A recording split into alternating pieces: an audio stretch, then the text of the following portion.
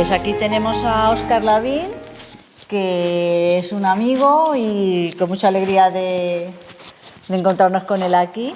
Él es sacerdote diocesano en Cantabria y ha estado en muchos pueblos. ¿Sigues en pueblos? Muchos, pues sigue en pueblos. Él es profe, da clases en el instituto y también en el seminario. Y además hace 2-3 años colabora en la formación de laicos en la diócesis.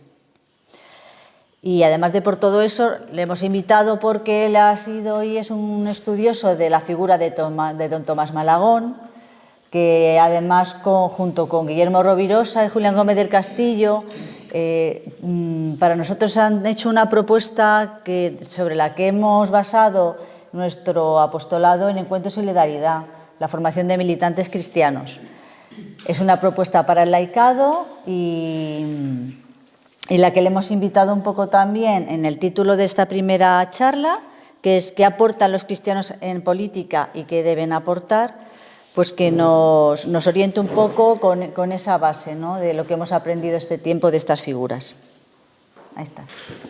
Bueno, es una alegría estar en esta casa de muchos recuerdos y con este tema para poder compartir un diálogo en esta mañana, ¿no? Bueno, es una pregunta difícil. ¿Qué pueden aportar los cristianos en política? Voy a intentar ahí dar unas pinceladas para... Después tenemos un diálogo, ¿no?, para poder dialogar. Y bueno, lo primero de todo, el marco un poco de las pinceladas que voy a dar va a ser el Papa Francisco. La primera pregunta es ¿hasta qué punto le entendemos? ¿Hasta qué punto podemos entender al Papa Francisco? Para entender al Papa Francisco hay que irse a Argentina, a la teología del pueblo. De otra forma, yo creo que es difícil entenderlo. Como pasa siempre, bueno, pues en la opinión pública, también en la opinión pública eclesial, pues se establecen una especie de mantras y de ideas que no sé hasta qué punto en el fondo se entienden o se comprenden los planteamientos de fondo, las grandes ideas, vivencias y realidades que el Papa plantea, ¿no? Yo, por mi propia experiencia personal, la primera sensación que tuve en los primeros tiempos del Papa Francisco fue la contestación dentro de la Iglesia.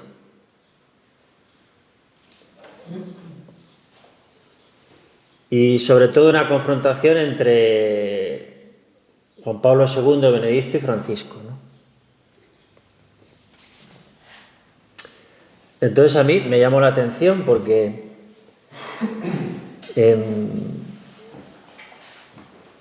de personas que estábamos ahí como muy a piñón fijo con los papas, de repente se produce una disonancia, ¿no? Y bueno, pues yo dije, bueno, pues vamos a aprender, ¿no?, de este hombre.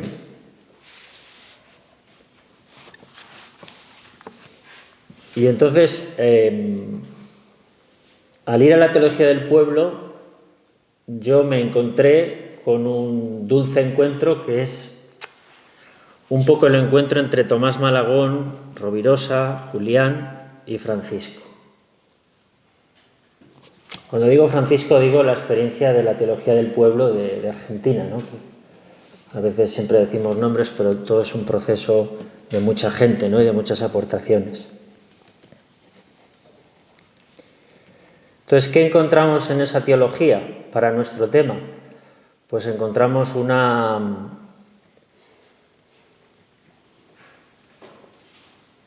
teología política. Encontramos una teología política. ¿Y eso qué quiere decir? Quiere decir que en la teología del pueblo se va tomando una opción de reflexionar sobre lo que Dios dice a través de la acción de un pueblo.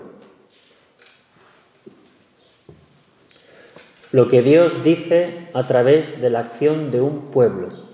Cuando hablamos de pueblo, hablamos de un concepto pues muy discutido, pero bueno, para entendernos, pueblo es la comunidad de los excluidos, la comunidad de los descartados, o los pobres, o la gente que está fuera de la influencia del dinero y del poder.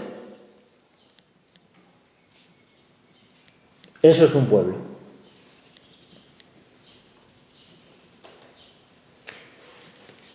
Entonces, ¿qué dice Dios a través de esa comunidad de excluidos y de descartados?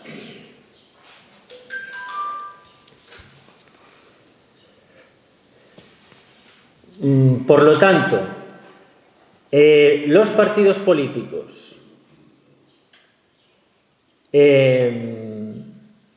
incluso los sindicatos, todas estas mediaciones políticas son puestas un poco para entendernos como entre paréntesis, y se va a algo un poquito más de base, y es la conformación que tiene todo ese pueblo, toda esa comunidad de excluidos. Por eso para él van a ser muy importantes los movimientos populares, que son esas comunidades que los pobres se van dando formas en el pueblo, ¿no?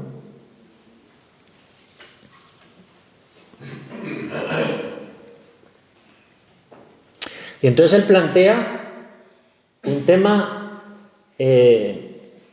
bien violento, porque la Iglesia tiene que dejar de ser,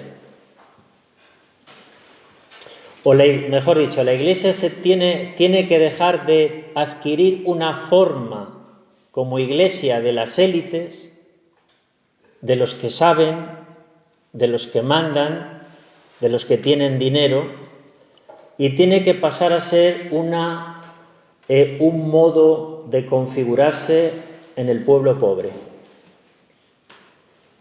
Por eso habla de iglesia pobre y de los pobres.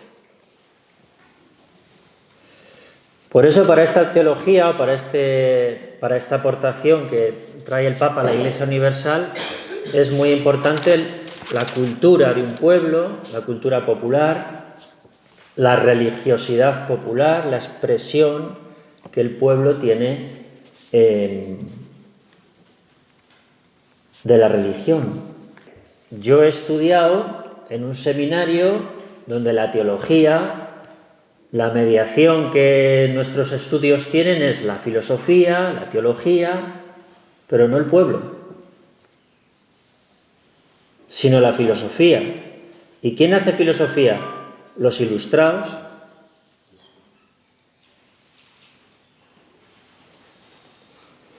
Si uno lo piensa dos veces, dice, toda nuestra teología que hemos estudiado en los seminarios, hay que darla una vuelta de calcetín. Porque nosotros hemos estudiado una mediación que son los ilustrados.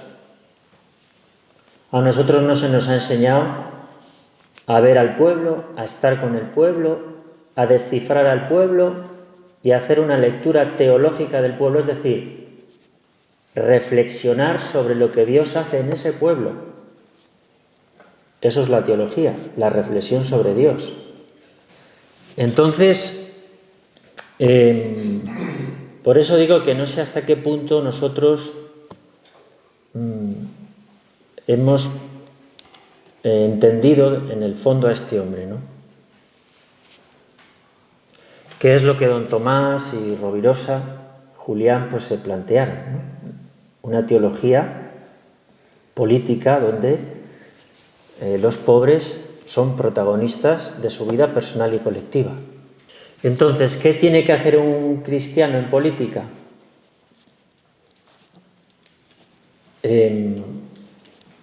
Así, de una manera un poco más abstracta, tiene que tomar una opción en su conciencia.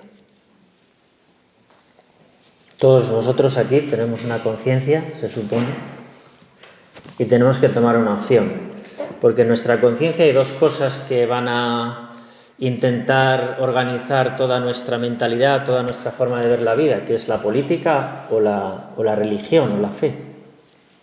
Entonces tenemos que tomar una opción de qué queremos que oriente y organice nuestra conciencia.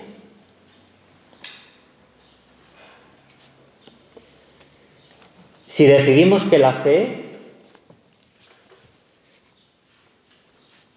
entramos ya en una lógica de organizar y de estar en la vida. La primera lógica que nos plantea la fe es la encarnación. Nosotros estudiamos que Dios se hizo hombre, pero yo siempre digo que eso es mentira.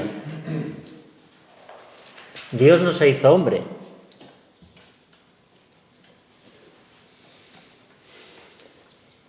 Porque decir hombre, ¿qué es decir?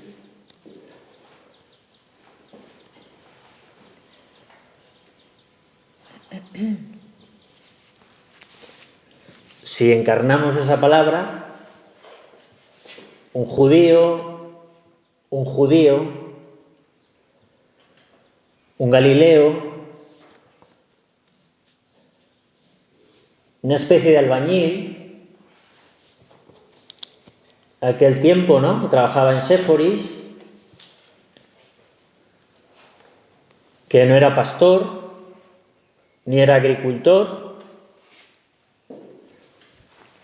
era un asalariado, era un obrero todavía muy en el aire, porque si no habría casas que hacer, el pan no llegaba mucho a casa, en cambio los agricultores y los pastores algo tenían, ¿no?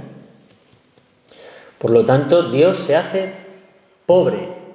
De hecho, cuando San Juan dice que Dios se hace hombre, dice Logos sarx egeneton, que en castellano más o menos podría ser que la palabra de Dios se hace debilidad.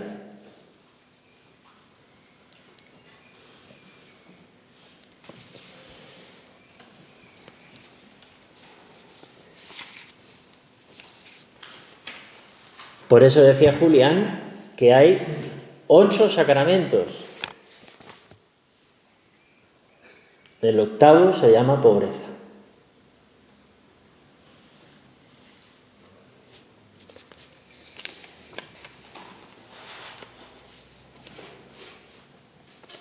¿Y qué es un sacramento? Es una realidad de este mundo donde se hace transparente la vida de Dios. Es decir, en el pueblo pobre se hace transparente la vida de Dios.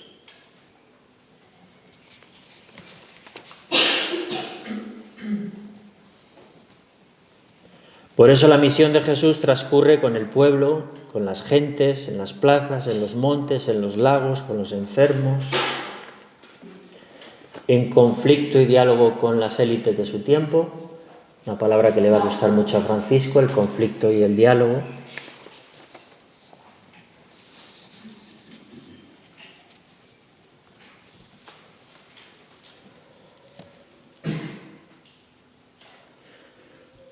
Por eso un cristiano tiene que tomar esas decisiones para entrar en la vida política, es decir, tiene que, esto que le gusta a Francisco decir, el gusto de ser pueblo. Es decir, es encarnarse en el pueblo, en las aspiraciones de la gente pobre, en los modos de vivir de la gente pobre, en la sensibilidad de la gente pobre. El gusto de ser pueblo. No sé, por poner un ejemplo, vamos a un barrio y nos juntamos allí con la gente, pues ni son doctores, ni son licenciados, ni saben a veces leer y escribir las 4 reglas, y con esa gente,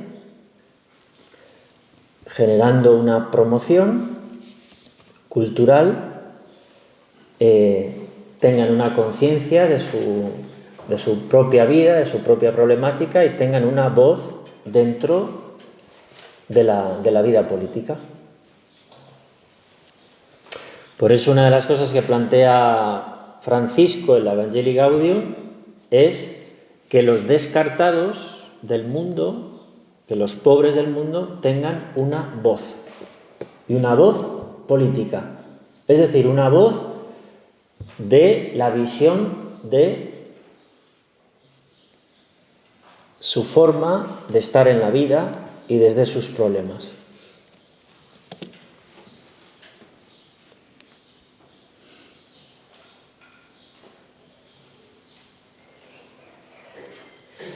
Y el problema se complica más porque la zona ilustrada, lo que nos ha metido la ilustración, lo que nos ha metido los grandes sabios de este mundo, lo que nos han metido es en las ideologías, tanto liberales como marxistas.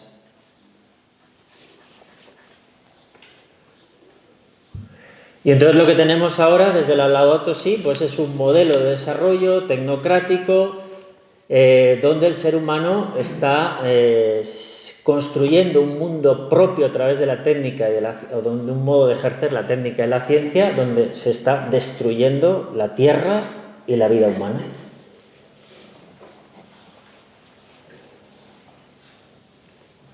Entonces la propuesta de Francisco es: ¿qué dicen los pobres? La voz de los pobres.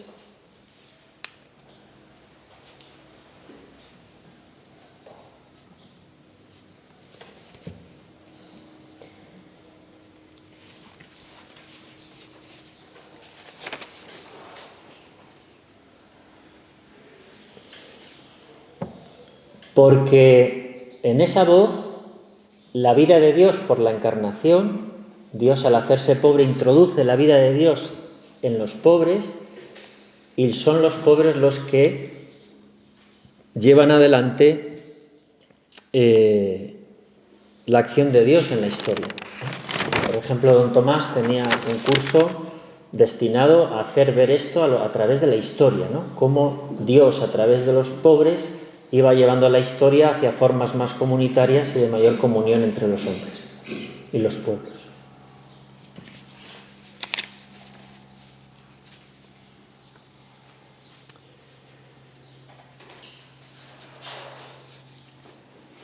Entonces, más que fijarse en los instrumentos políticos y económicos que ese pueblo se puede dar, sindicatos, partidos, etcétera, que esto sería también un diálogo, si en la sociedad de hoy, como decía Julián, en alguna ocasión le vimos decir que la sociedad postindustrial tiene que generar nuevos instrumentos políticos. El partido político es un instrumento industrial, no postindustrial, igual que el sindicato. Pero bueno, son instrumentos, ¿no?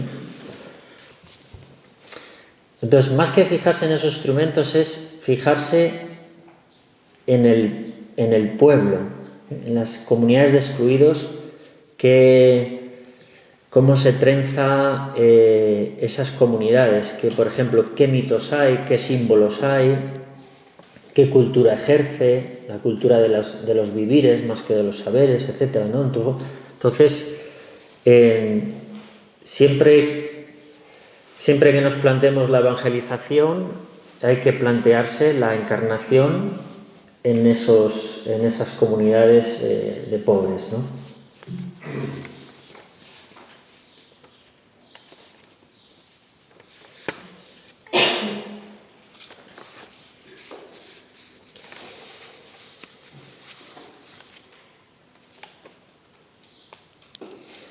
Por lo tanto, una de las cosas que podemos aportar, como decía, el tema de los cristianos en la política, es una opción.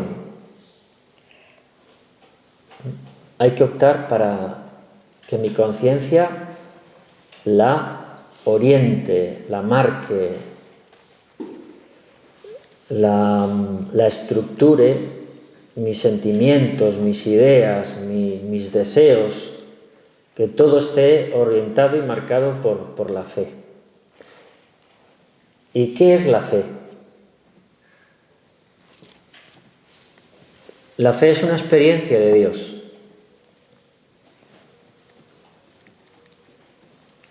Por eso don Tomás, en el curso de identidad cristiana, el primer tema que plantea es el encuentro con Dios.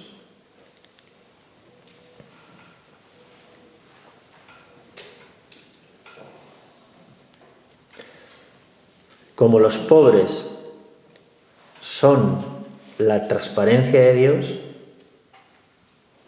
el encuentro de Dios se realiza en los pobres, ¿no?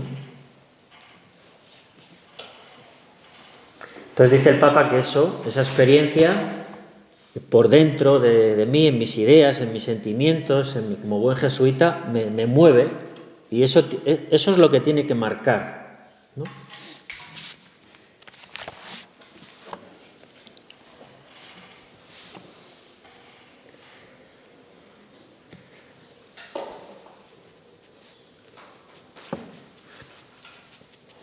Por eso lo que podemos plantear los cristianos en política es esta experiencia de Dios, que llamamos también conversión, que podemos decir también que es una transformación de mis modos de pensamiento, de mi modo de sentir, de mi sensibilidad, de mis deseos, de mis opciones en la vida, de todo tipo, ¿no? Económicas, políticas, familiares.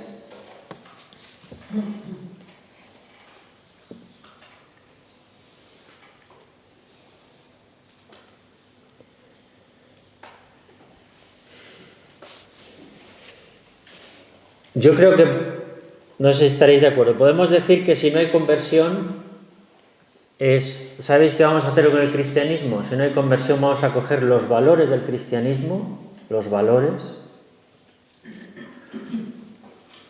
y los vamos a hacer jugar con nuestras ideas e intereses políticos. Y entonces surgen cosas como la democracia cristiana.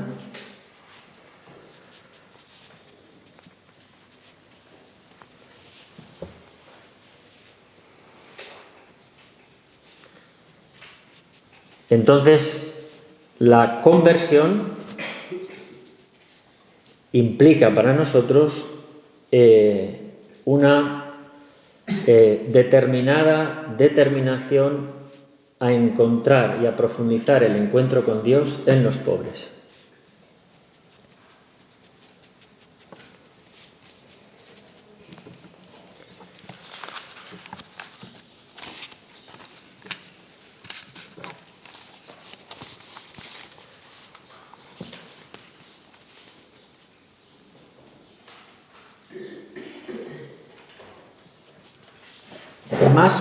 Más principios que plantea el Papa en esta conversión, esta opción religiosa, esta conversión, nos permite hacer un discernimiento, nos permite hacer un discernimiento en la vida.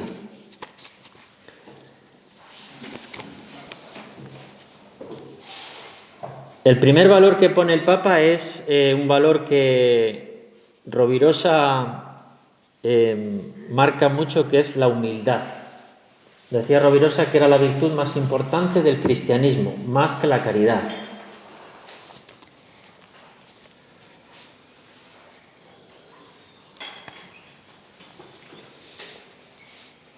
Y entonces el Papa dice, en este sentido, que la realidad es más grande que las ideas.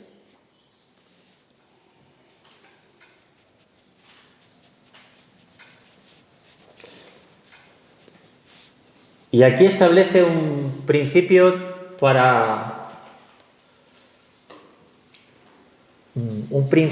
de iluminación de esta conversión a Cristo, que es la realidad se conoce en las periferias. La realidad se conoce en las periferias. Si yo quiero conocer una ciudad, tengo que ir a las periferias.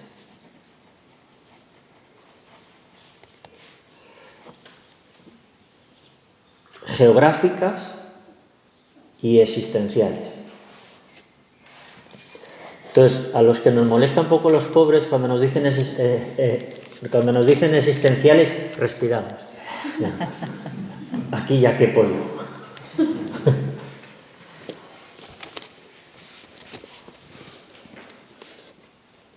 Dice el Papa, por ejemplo,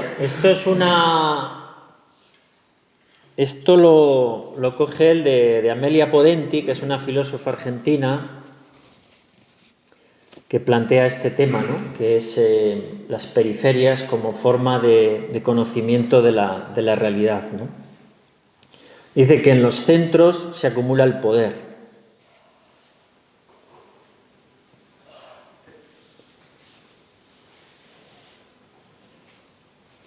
Por eso este principio es un principio para que este encuentro con Dios nos permite discernir, nos permite orientar nuestras acciones en la vida política, ¿no?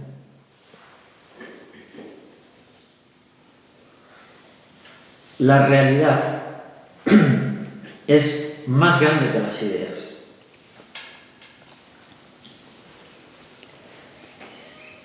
Y la realidad se conoce en las periferias. Otro libro que dedicó Rovirosa fue La virtud de escuchar, la escucha.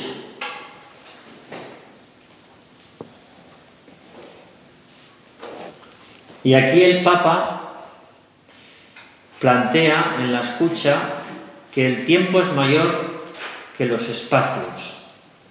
El tiempo es un proceso, es dinamismo, el proceso no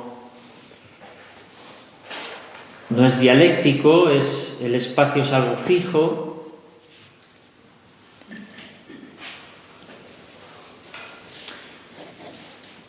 Por ejemplo, por concretar, o sea, que parece muy abstracto, ¿no? Que el tiempo es mayor que el espacio.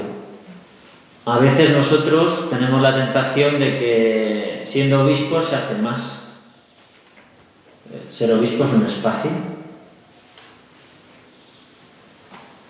Entonces el tiempo es mayor que el espacio. Por eso él va a hablar de procesos. El problema no es ocupar espacios, ocupar poderes, ocupar cargos, sino abrir procesos. Y eso tiene más que ver con el tiempo. Otro elemento que el Papa va a plantear es que en la vida política nos vamos a encontrar con el conflicto.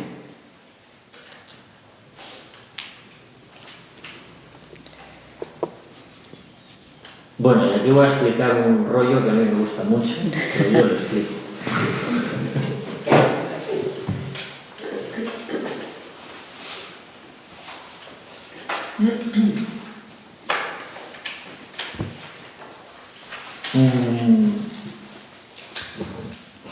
Este Papa viene a decir que la realidad, que la vida está siempre en tensión. La vida es dinámica y está en tensión. Y cuando hay tensión hay conflicto. Y hay conflicto porque la vida, la realidad, está hecha de cosas opuestas que están en tensión.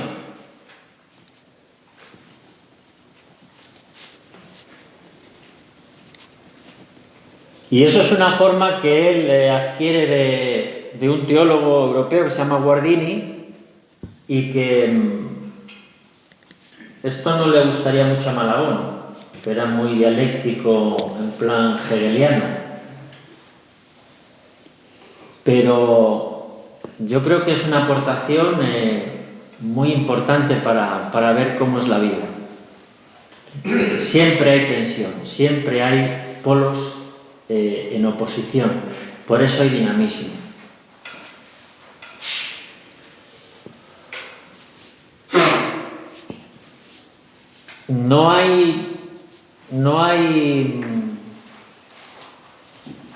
Hay una forma de ver muchas veces nosotros el proceso de la vida con la dialéctica y con la síntesis, de que llega un momento en que la síntesis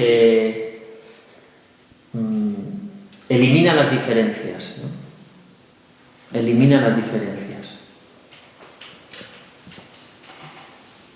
Entonces esta postura es decir, no, la vida es una oposición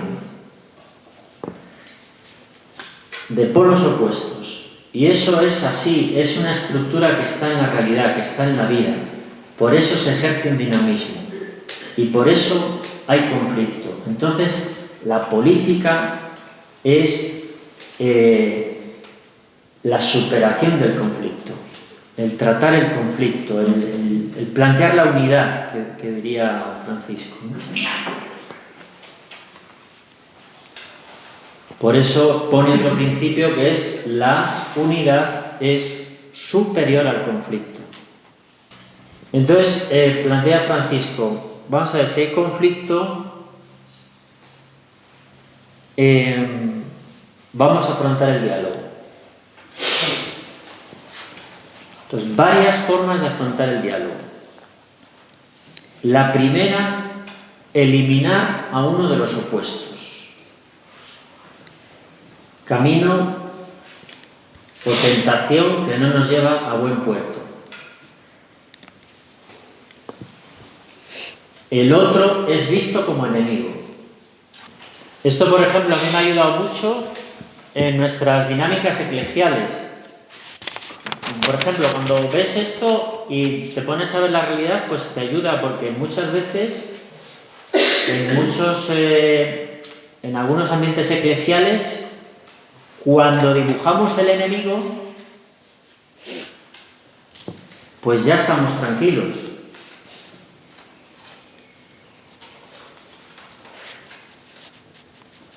Pero dibujar un enemigo es eliminarle. Hay que eliminarle, hay que combatirle, hay que...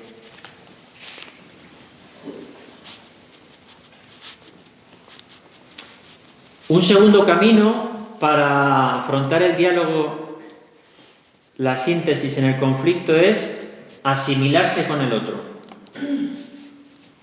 Y así desaparecen las diferencias y nos diluimos.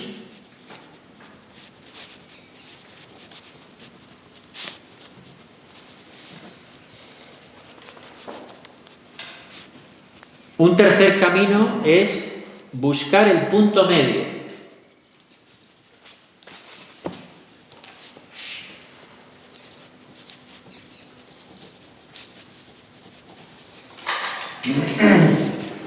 Yo esto me acuerdo aquí cuando hacíamos los cursos en la síntesis de equipos, que te tocaba ser secretario, era el punto medio. ¿Qué dice este? ¿Qué dice este? ¿Qué dice este? Este no está de acuerdo con esto, pero lo meto aquí en una frase más o menos. Y entonces dice que es la vía, dice Francisco, que es la vía de la diplomacia vaticana, dice, ¿no? Dice, se dice sí, se da un paso para adelante y después 3 para atrás. Y así estamos contentos todos. El que protesta se le integra, después... Por lo tanto, en el conflicto,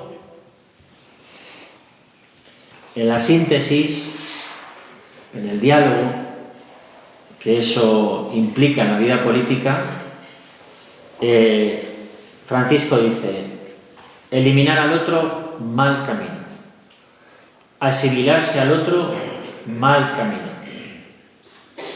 Intentar llegar a un punto medio de consenso, de acuerdos para que estemos contentos, mal camino.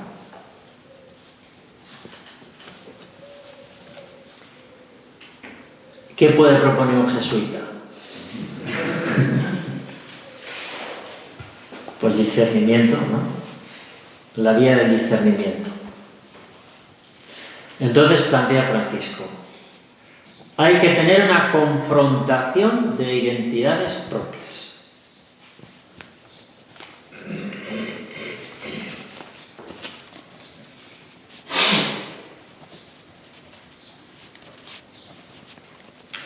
Vamos a poner así, con palabras de él, ¿no?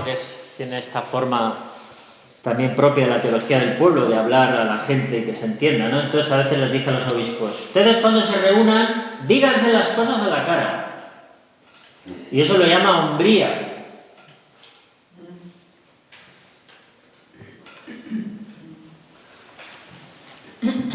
En los consejos pastorales, lo mejor de todo son los pasillos. Porque ahí se ejerce la hombría, pero no en la asamblea.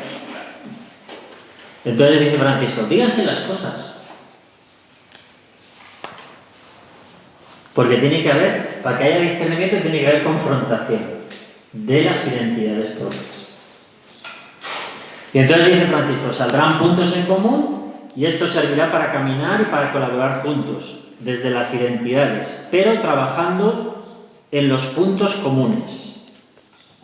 Por eso, en la confrontación, cuando sale lo común, eso sirve para trabajar juntos, para caminar juntos. Las diferencias se mantienen.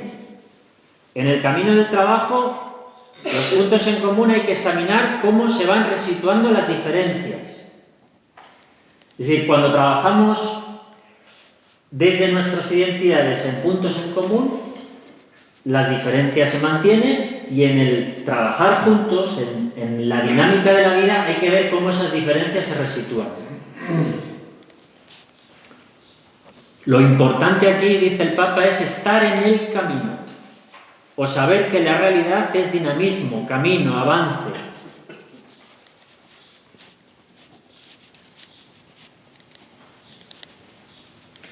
¿Cuál es la parte humana que nosotros ponemos en este discernimiento? La confrontación. El diálogo de las diferencias es obra del Espíritu de Dios que actúa en la vida dinámica. Y este es el camino que propone, las directrices que propone Francisco, las orientaciones que nos pueden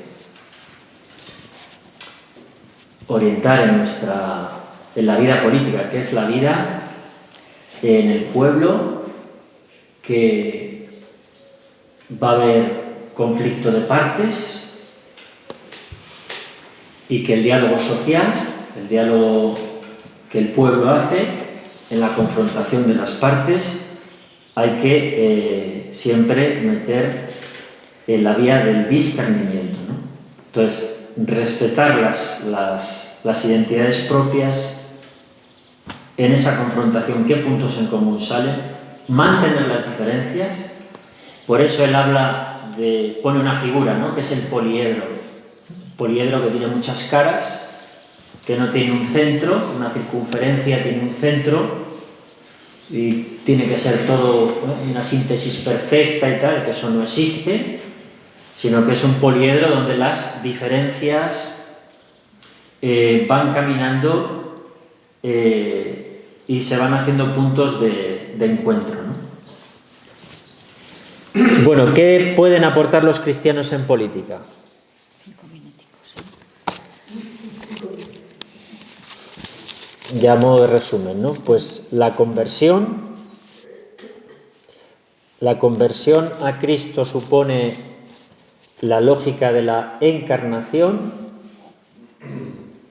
Eso supone que Dios actúa en los pobres, que ese pueblo pobre, cuando digo pueblo pobre digo todos los pueblos de la tierra, con sus culturas, con sus excluidos, ese pueblo está llamado siempre a hacer un diálogo en los conflictos, y en esos conflictos tenemos que abrir siempre la vía del discernimiento.